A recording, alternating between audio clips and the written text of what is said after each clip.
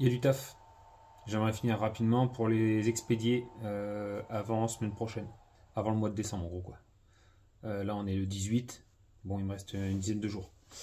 Donc, j'ai accolé les deux plaquettes. Et là, je vais faire du... Comme je l'avais annoncé dans une précédente vidéo, je vais faire du plus rapide. C'est-à-dire que je vais vous passer un peu en accéléré et en voix off. Voilà. C'est parti. Donc ici, je ponce avec le backstand pour essayer de m'approcher au plus près des traits que j'avais fait au préalable en contour de la lame. Et donc là, mon but, c'est d'avoir une finition le plus propre possible sur la face avant de la plaquette. Parce qu'une fois encollé, je pourrais plus reponcer. Sinon, si j'essaie de reponcer une fois que c'est collé, je risque d'abîmer la lame également. Donc la première bande n'était pas avec un grain assez gros pour enlever de la matière. Donc là, je passe sur un grain plus gros. C'est un grain 120. Et là, en voyant cette vidéo, je me rends compte qu'il y a beaucoup de poussière. Et que la prochaine fois, je mettrai mon masque parce que là, j'en respire à coup sûr. Donc là, je détourne bien propre en suivant les traits que j'avais tracés au pointeau le long de la lame.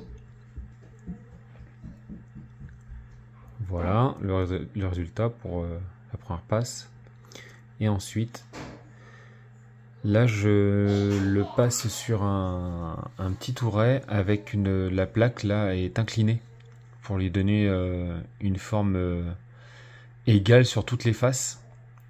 Donc du coup il y a un angle qui au départ est à 90 degrés entre l'horizontale et la verticale, et là du coup on passe avec un certain angle. Alors je vais pas calculer exactement, mais c'est juste pour donner une forme au couteau et que ça soit net sur tous les bords.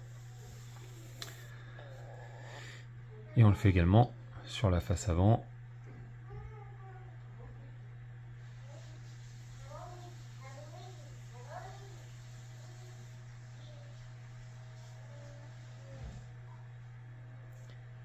Ensuite retour au backstand. Et donc là je suis repassé sur une bande avec un grain plus fin. C'est la bande dont je me sers pour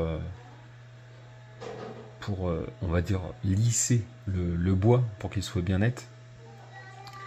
Et donc là je le mets à plat. D'une pour enlever un peu de matière, pour affiner un peu la plaquette. Et deuxièmement pour, comme je l'ai dit, pour que le bois soit bien lisse, bien net. Donc ça prend un certain temps, hein. Là c'est en accéléré.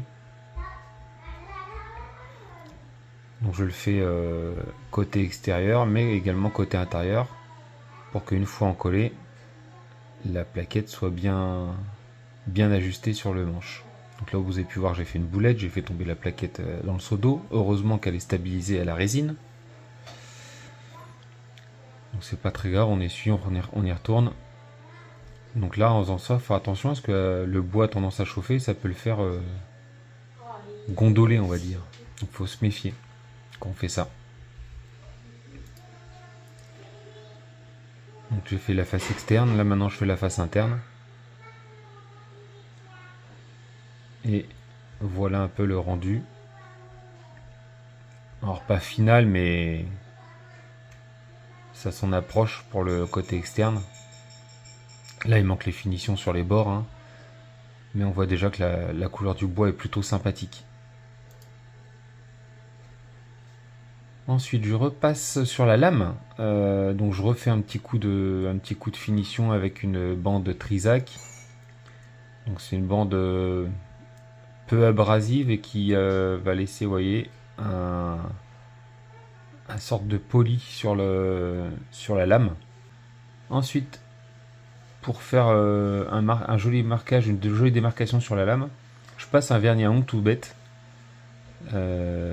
sur le haut de la lame, de chaque côté, en faisant des petites vagues là.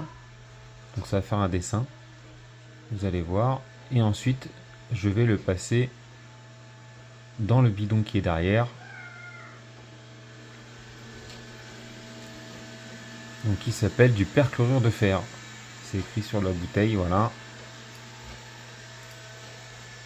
Et là on va le faire tremper.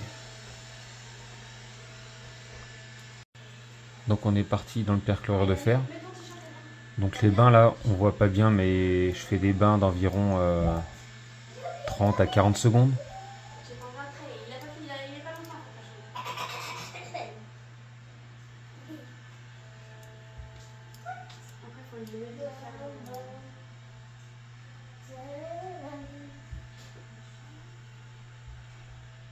On voit une légère démarcation.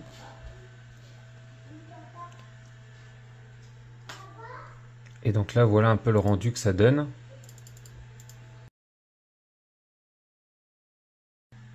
Là, sur cette étape, on est parti sur l'encollage. Donc là, je me sers d'une colle qui s'appelle Araldite. Donc j'en ai vu sur plusieurs forums et vidéos, etc. de professionnels ou amateurs. Donc c'est une colle bicomposant. Vous la mélangez à part égale. Et en fait, là, le but, c'est d'étaler sur les plaquettes avec une fine couche, parce que si vous en mettez trop, ça va déborder sur les bords et vous aurez beaucoup de nettoyage par la suite. Ensuite, on met les rivets et les tons dedans. Donc là, la difficulté, c'est de faire tout passer sans trop en mettre partout. On essaie d'être le plus propre possible.